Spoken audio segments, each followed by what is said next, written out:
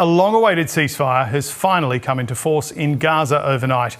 Israel's army has confirmed the return of the first 3 hostages that were being held by Hamas.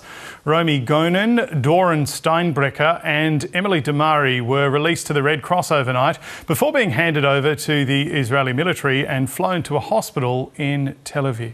In Gaza, thousands of people have started returning to begin the process of picking up the pieces and rebuilding their homes. Over the next 6 weeks, 30 more hostages are due to be released in exchange for hundreds of Palestinians. But negotiations between the two sides have already been marred by delays. To take us through how this fragile ceasefire deal eventually came into effect, we're joined by postdoctoral research fellow with University of Melbourne, Dr. Marika Sosnowski. Good to see you, Marika. Thanks very much for joining us on the program. Thanks, Bridget.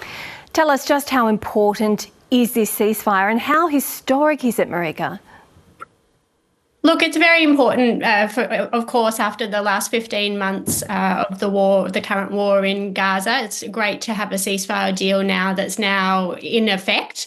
So it's great to see that. And I think the terms of this agreement are actually quite similar in many ways to the truce deal that happened around about 12 months ago. It's sort of end of November, early December 2023. So they sort of follow a similar pattern in terms of a release of hostages in the Gaza Strip being held by Hamas and other actors there in exchange for prisoners that Israel is holding. So it's very similar to that deal in that there's a very choreographed way that the hostages will be released and then the prisoners will be released, and different things will happen around that sort of exchange, except that this deal, of course, is a lot longer in time frame. So this first phase of this deal is 42 days, 6 weeks, whereas that other deal was 5 days initially plus another 2 days that were added on.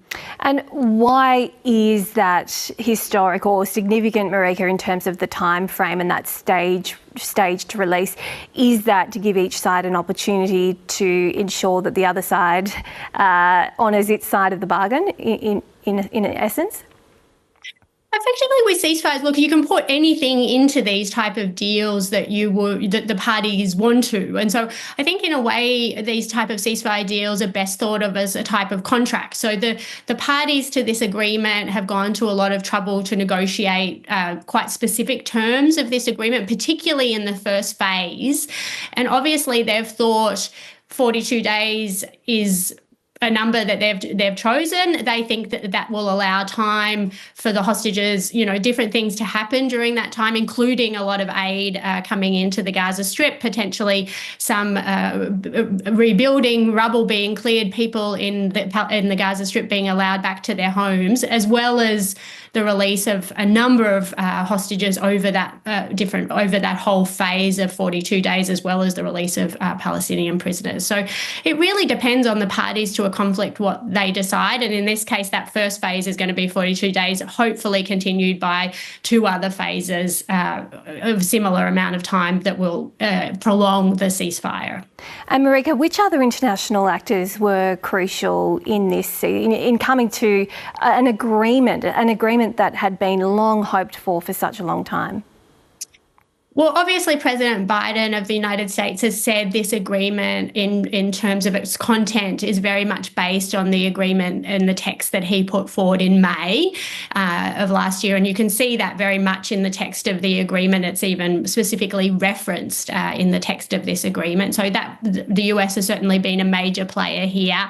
Obviously, the other guarantors of this agreement are Egypt and Qatar. Qatar's played a large role as the mediator here. And then with Trump coming into office, it's unclear exactly how much of a role him and his Middle East envoy have played in getting this deal done. But it does seem with the timing of it, specifically because Trump's inauguration is imminent, that probably has played some sort of role in pressuring Israel, particularly in terms of to accept these sort of terms of the agreement, which arguably could have been accepted way back in May when Biden proposed them the first time around. Dr. Marika Sosnowski, thanks very much for your expertise this morning. Really appreciate it.